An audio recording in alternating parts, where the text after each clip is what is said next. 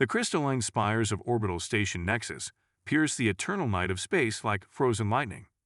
James Harrison stood at the observation deck's edge, watching Earth rotate slowly beneath him, a marble of blue and white that had made him billions.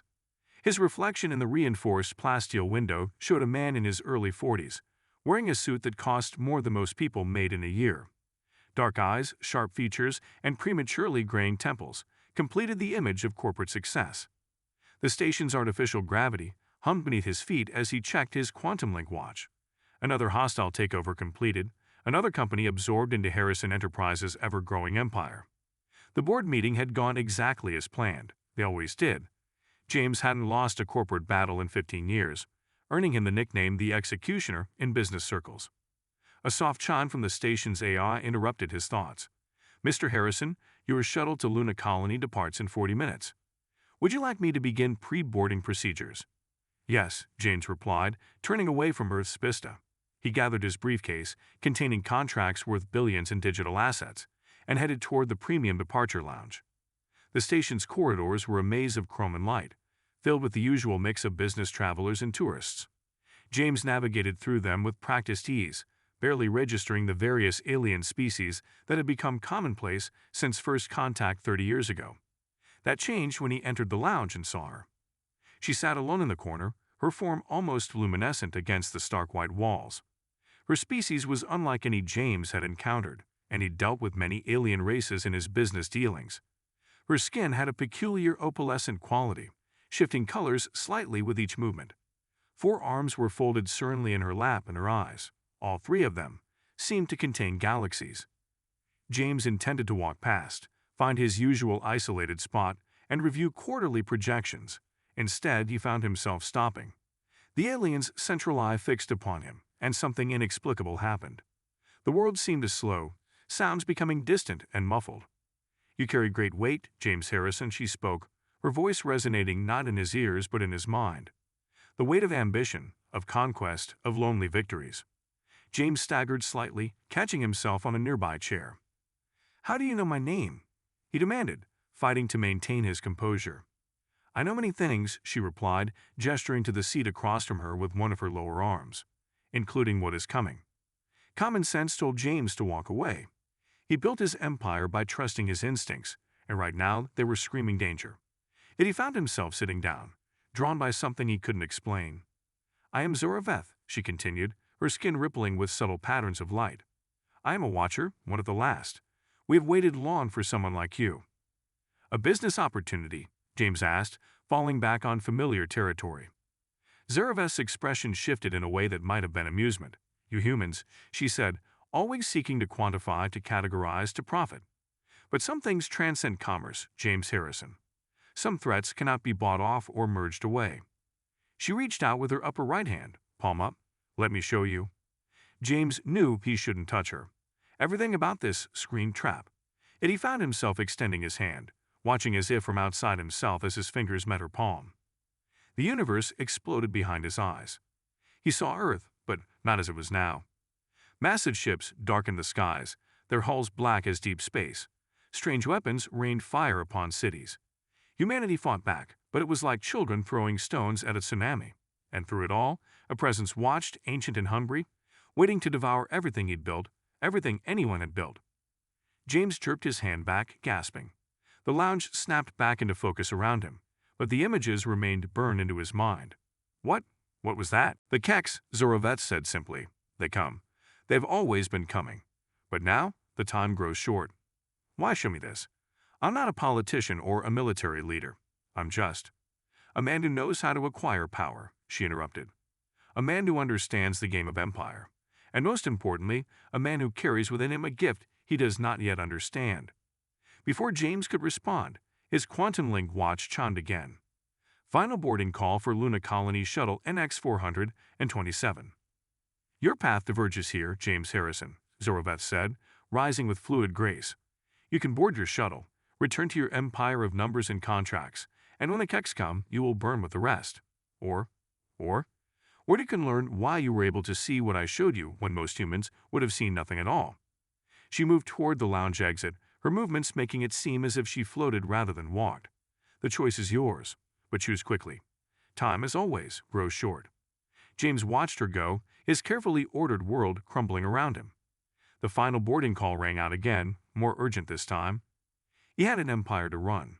Responsibilities. Shareholders. He should board that shuttle. Instead, James Harrison, the man who had built his life on calculating every move, did something completely irrational. He followed her. Behind him, the Luna Colony shuttle departed without its most prominent passenger, and the universe shifted ever so slightly on its axis. The service corridors of Orbital Station Nexus were a stark contrast to its public spaces. Here, the gleaming chrome gave way to utilitarian metal and exposed conduits. James followed Zoroveth through the labyrinth, his designer shoes clicking against the metal grating. "Your shareholders are already calling," Zoroveth said without turning. As if on cue, James's quantum link watch erupted with notifications. He silenced it with a gesture. "They can wait," he replied, surprising himself with how little he cared about the chaos his missed flight would cause. "You said I have a gift. What did you mean?" Zoroveth stopped at what appeared to be a dead end. Her 3 eyes pulsed with inner light as she placed her upper hands against the wall. "Your kind calls it intuition. The ability to read people, to predict markets, to see patterns where others see chaos. But it's more than that." The wall's shinbin dissolved, revealing a chamber that shouldn't have existed. James's mind struggled to process what he was seeing. The room was vast, far larger than the station's schematics should have allowed. Its walls were covered in flowing symbols that seemed to move when he wasn't looking directly at them. "Welcome," Zoroveth said, "to the Nexus Archive." James stepped inside, his analytical mind trying to make sense of the impossible space. "This can't exist. I've seen the station's blueprints. There's no room for." "It exists between spaces," she interrupted. "In the folds of reality your science is only beginning to understand. The Watchers have maintained locations like this throughout the galaxy for millions of years." The chamber's center held a holographic display unlike anything James had ever seen. It showed the galaxy, but not as the standard maps depicted it. This version pulsed with lines of force, connections and patterns that made his head hurt to look at. "The Kex Empire lies here," Zoroveth said, gesturing to a region of space that seemed to absorb light rather than emit it. "They have existed for far longer than humanity, building their strength, consuming civilizations, and now they have sensed Earth's potential." "Potential for what?" "For this." Zoroveth raised all 4 hands, and the chamber filled with energy. James felt it resonating in his bones and his mind. To his shock, he realized he could almost see the patterns of power, could almost reach out and touch them. "Certain humans," she continued, "carry within them echoes of an ancient race we call the Shapers. They were masters of reality itself, but they vanished eons ago. Their genetic legacy lives on in scattered populations throughout the galaxy. You, James Harrison, carry more of their essence than any human we have encountered." James staggered back, memories flooding his mind. The impossible deals he'd closed, the competitors' moves he'd predicted, the way he sometimes knew exactly what people would do before they did it. He'd always attributed it to skill and experience. "You're saying I'm not entirely human. I'm saying you're more than human, and the Kex can sense it. They hunt for Shaper bloodlines, seeking to harvest their power. That's why they come." A new hologram appeared, showing massive warships emerging from what looked like tears in space itself. "Their advanced fleet has already breached the outer solar system. Your governments know nothing. Your military cannot stop them. But you might be able to access powers that could change everything." James laughed bitterly. "I'm a businessman. I buy companies, restructure them, and sell them for profit. I'm not some chosen one from a science fiction story." "No," Zoroveth agreed.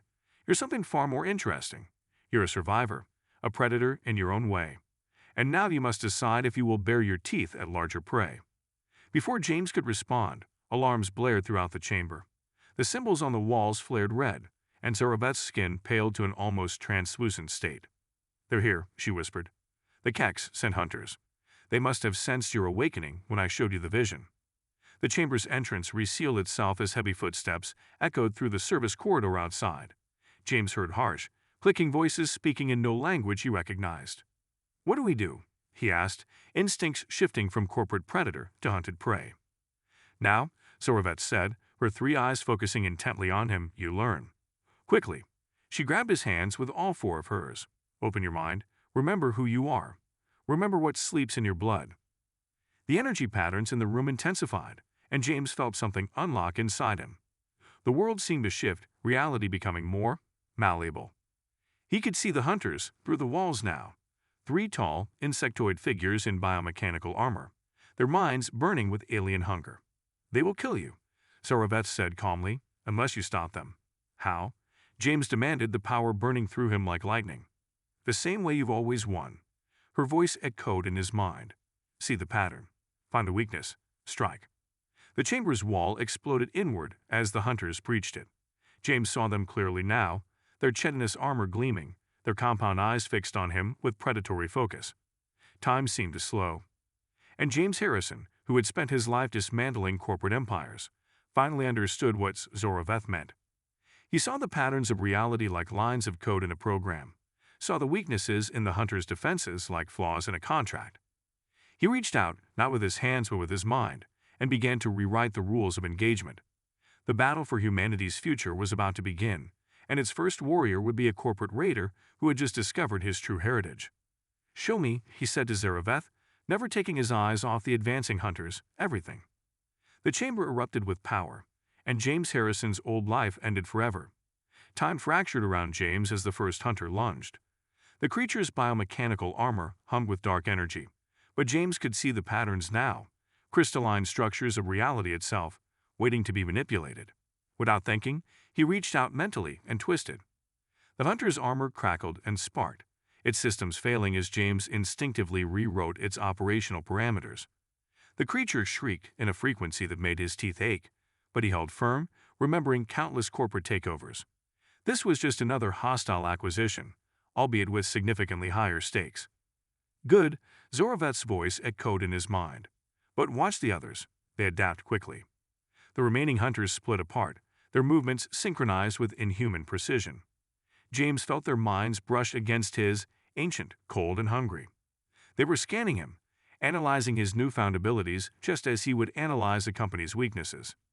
"You cannot defeat them through force alone," Zoroveth instructed. The Shapers were not warriors. They were architects of reality. James understood. As the hunters attacked from different angles, he stopped trying to fight them directly. Instead, he focused on the space around them. The chamber's impossible architecture responded to his will, corridors shifting and twisting. One hunter found itself suddenly facing a wall where moments before there had been clear passage.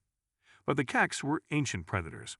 The third hunter fired a weapon that seemed to tear holes in reality itself. James felt reality buckling around him, the carefully constructed patterns threatening to unravel. "Their weapons are designed to disrupt Shaper abilities," Zoroveth explained, her 4 arms moving in complex patterns that strengthened the chamber's integrity. "You must think differently.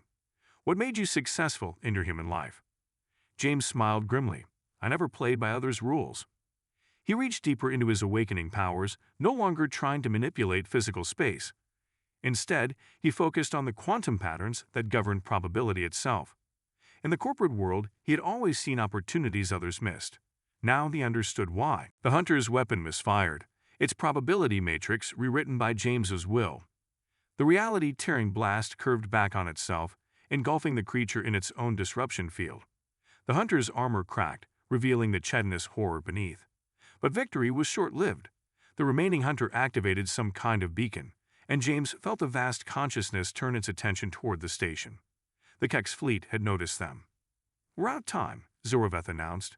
Her skin rippled with urgent patterns. "They'll destroy the entire station to eliminate you now that they know what you are." "There are 10,000 people on this station," James protested. "We can't just." "Then save them," she interrupted. "You've seen what you can do. Think bigger." James closed his eyes, expanding his awareness. He could feel the station's systems, the delicate balance of life support and artificial gravity. Beyond that, he sensed the approaching Kek ships, their drives bending space in ways that made his newly awakened senses recoil. "The station's evacuation protocols," he muttered. "If I could trigger them all simultaneously." While hiding the evacuees from the Kek sensors, Zoroveth added, "Yes, but it will take more power than you've ever channeled." James thought of all the people above them, going about their lives unaware of the doom approaching. In his corporate life, he had never hesitated to sacrifice others for his goals. Now, faced with real responsibility, he found his priorities shifting. "Help me," he said to Zoroveth. She placed her hands on his temples, and knowledge flooded his mind. James gasped as centuries of Watcher techniques crashed through his consciousness. His awareness expanded exponentially, and suddenly he could see everything. Every life on the station, every system, every possible future branching out before him. Moving with desperate speed, James began to act. Emergency alerts blared throughout the station as every escape pod and shuttle prepared for launch. But he went further, using his new understanding of reality to mask their signatures, making them invisible to the approaching Kex vessels. The remaining hunter charged, sensing their plan. Without looking, James caused the deck plates beneath it to become intangible. The creature plunged through the floor, its scream cut off as James resealed the breach. The evacuees are away, he reported, sweat running down his face from the strain. But the Kex ships will be here in moments, Zorovev finished, and they will not be stopped by clever tricks with probability. Then we need an exit strategy. James was already thinking ahead, old corporate instincts merging with his new abilities. The station, it's already compromised. We could use that. Zorovev's eyes widened as she followed his thought process. You want to collapse the station's containment fields, the resulting explosion. Would look like an accident. Buy us time while they investigate. James felt the strain of maintaining the evacuee's concealment. We have to move now. Through there. Zorovev gestured to a portion of the chamber that seemed to fold in on itself. A Watcher passage. It will take us to safety. James hesitated. The hunters beacon. They'll track us. Yes, she agreed. But you're stronger than they expected. And now you understand what you are. The real question is, are you ready for what comes next? The station shuddered as the first Kex ship came into range. James looked at his quantum link watch, still flashing with messages from his company. His old life seemed impossibly distant now. I'm ready, he said, and meant it. Together, they stepped into the folded space as James released his hold on the station's containment fields. Behind them, orbital station Nexus blazed like a newborn star, and the next phase of the war began. In the darkness between spaces, James Harrison began to plan. The Kex had thought to hunt humans, but they were about to learn that some prey bites back, and he had always been very, very good at hostile takeovers. The Watcher's sanctuary on Europa was nothing like James had expected. Hidden beneath the moon's icy surface, it was a vast complex of crystalline chambers and flowing energy conduits. For 3 weeks, he had trained here, learning to harness his awakened abilities while monitoring the galaxy-spanning network of Watcher intelligence. Your progress is remarkable, Vendrell, another Watcher. Observe as James manipulated quantum probabilities to solve complex multidimensional puzzles. But the Kex grow bolder. James nodded grimly. After the destruction of orbital station Nexus, the Kex had gone quiet, too quiet. His corporate instincts screamed that they were planning something big. They're gathering their fleet here, he said, gesturing to a holographic display showing dark ships clustering at the edge of the solar system. But why wait? They know where we are. Perhaps they fear you, Zorovev suggested, entering the chamber. You've proven more adept at wielding shaper powers than any human in history. But James wasn't convinced. Something felt wrong, like when a corporate merger looked too good to be true. He expanded his awareness, letting his mind drift through the quantum probability streams that the shapers had once used to reshape reality itself. A pattern caught his attention, subtle fluctuations in the sanctuary's defense grid. Showing the sanctuary's access logs, he commanded. The data streamed through his consciousness, and his blood ran cold. We have a problem. Before he could elaborate, alarms blared throughout the complex. The sanctuary's crystal walls vibrated with warning frequencies as emergency containment fields sprang to life. Impossible, Vendrell gasped. The outer defenses were sabotaged, James finished. Someone gave them our shield frequencies. He turned to Zorovev, whose skin had paled to an almost transparent state. We have a traitor. The sanctuary shuddered as the first Kex warships breached Europa's ice shell. James felt their presence like a dark stain on reality itself. But something else nagged at his enhanced senses, a familiar pattern. Vendrell, he said slowly, show me your hands. The Watcher hesitated, and in that moment, James knew. With lightning speed, he erected a probability barrier just as Vendrell's form shifted, revealing the truth. Where the Watcher had stood now loomed a Kex infiltrator, its biomechanical armor configured to perfectly mimic another species. Clever human, the creature clicked in its native tongue, which James could now understand thanks to its training. But too late, the sanctuary falls. James felt the complex's systems being overridden, security protocols failing as hidden viral programs activated. The false Vendrell had been playing a long game, patiently sabotaging their defenses. Zaraveth, James called out, maintaining the barrier against the infiltrators' attacks, get to the core. If they capture the sanctuary's knowledge banks, she was already moving, all four arms weaving patterns of energy as she rushed deeper into the complex. The infiltrator laughed, a horrible, chittering sound. Your kind always runs, it mocked, as the Shapers ran when we first rose against them, as humanity will run when our fleet darkens Earth's skies. But James stood his ground. In his mind, he was back in his corporate office, facing down hostile takeovers and ruthless competitors. You know what your kind never understood about humans? He asked, gathering his power. We don't just run, we adapt. With that, he released the probability barrier, but not before rewriting its quantum structure. The infiltrator's attack passed through empty space as James shifted between realities, a technique he'd mastered just days ago. He reappeared behind the creature, channeling pure possibility into a weapon. The battle for the sanctuary had begun, and with it the final phase of the Kex invasion. But as James fought, he realized this was just the beginning. The real war would be for Earth itself, and he was done playing defense.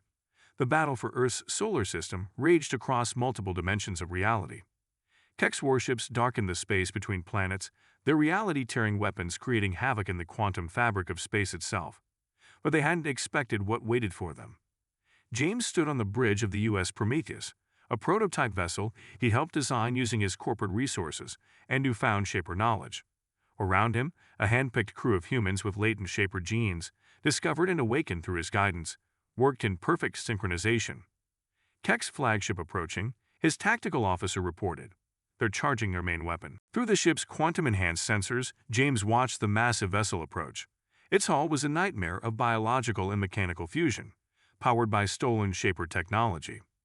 At its helm stood the Kex Supreme Hunter, the entity that had orchestrated the infiltration of the Watcher Sanctuary. All ships execute Pattern Omega, James commanded. Across the solar system, the combined fleet of Earth's nations moved according to his strategy. Each vessel had been modified with Shaper tech, their crews trained to understand the true nature of reality. The Kex weapon fired, a beam of pure entropy that should have annihilated everything in its path. But James had been planning for this moment for months. At his signal, Zaraveth and the surviving Watchers activated the network of quantum resonators they'd secretly installed throughout the solar system. Reality itself seemed to pick up. The entropy beam curved impossibly, trapped in a loop of probabilistic feedback. James felt the Supreme Hunter's rage across the quantum field. Now, he ordered. The Prometheus's crew channeled their combined Shaper abilities through the ship's systems. James led them, conducting their power like a symphony of possibility.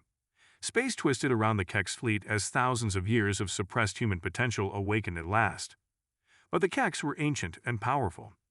Their ships began to adapt, their stolen Shaper tech resonating with dark purpose.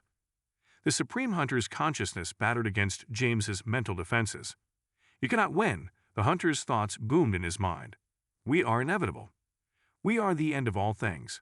James smiled grimly. No, he replied.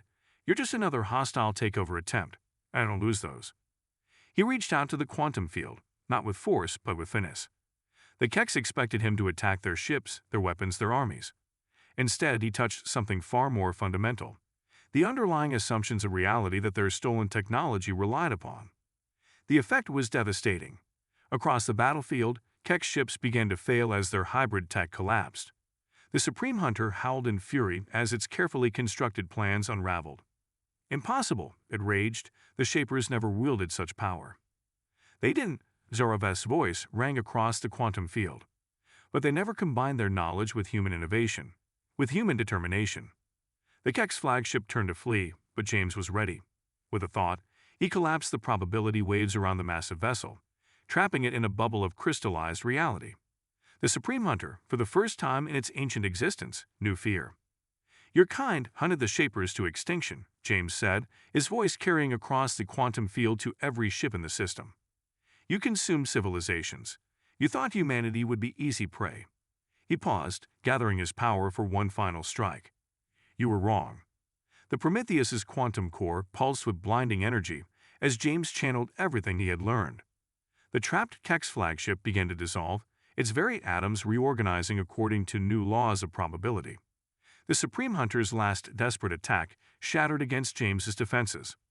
Across the solar system, the remaining Keck ships retreated in disarray, their fleet broken, their leader destroyed. Earth's combined forces pressed their advantage, but James knew the war wasn't over. It had only begun. Hours later, as the cleanup began, Zoroveth found him in the Prometheus's observation deck, watching Earth rotate below. "The Council of Nations has questions," she said. "They want to know what happens next." James nodded. The world had changed forever. Humanity now knew about its hidden potential, about the Shaper's legacy sleeping in their genes. The Keks would return one day, and other threats lurked in the galaxy's dark corners. "We build," he said simply. "We learn. We prepare. And next time, we take the fight to them." Zoroveth's 3 eyes sparkled with something like pride. "And your company? Your old life?" James smiled. Harrison Enterprises was already being restructured, its resources redirected to support Earth's new direction. The corporate predator had become something else, a guardian, a teacher, a bridge between humanity's past and its destiny. "Some hostile takeovers," he said, watching the first ships of Earth's new quantum fleet take shape in orbit, change both sides forever. As the sun rose over Earth's horizon, James Harrison, last heir of the Shapers and first of Earth's new guardians, began to plan for humanity's next great adventure. The stars waited, and this time they would be ready. The end.